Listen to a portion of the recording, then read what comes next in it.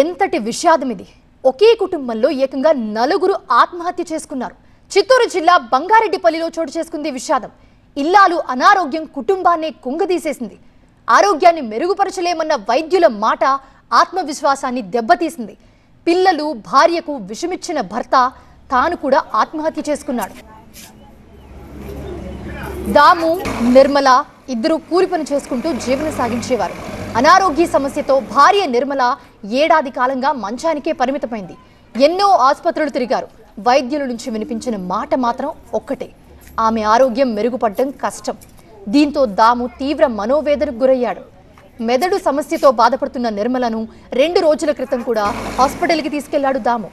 ఆరోగ్యం మెరుగుపడడం కష్టమంటూ మరోసారి తేల్చి చెప్పేశారు వైద్యులు. దీంతో భార్య బతకడం కష్టమని తేలిపోయింది. అంతా కలిసి తిరిగి రాని లోకాలకి వెళ్దామని నిర్ణయించుకున్నారు. 2 పిల్లలు దిలీప్, శ్రీవిద్య, భార్య నిర్మలకు పురుగుల మందు తాగించి దాము కూడా చివరికి తనకి తాను ఆత్మహత్య చేసుకున్నాడు. దామోదర్ అనే వ్యక్తి కుటుంబ సభ్యులతో కలిసి ఆత్మహత్య చేసుకున్నట్లు మనకు ప్రాథమికంగా తెలుస్తుంది. వాళ్ళ భార్య నిర్మలకు గత 10 సంవత్సరాలుగా బ్రెయిన్ స్ట్రోక్తో బాధపడుతుంది.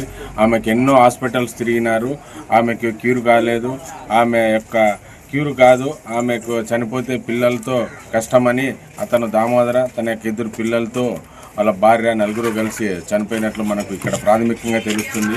బాడీలను చిత్తూరు ప్రభుత్వ ఆసుపత్రికి తరలిస్తాము. ఆ నివేదిక వచ్చిన తర్వాత తదుపరి వివరాలు వెల్లడిస్తాము. ఆత్మహత్యకు ముందు టీవీకి పేపర్ అంటించిన తీరు అందరినీ కలిచివేస్తోంది. బ్యాంక్లో ఉన్న డబ్బులతో అంతిమ సంస్కారాలు నిర్వహించాలంటూ పేపర్పై రాసి టీవీకి అంటించారు దంపతులు. ఏటీఎం పిన్ సైతం అందులో రాసి ఆత్మహత్య చేసుకున్నారు.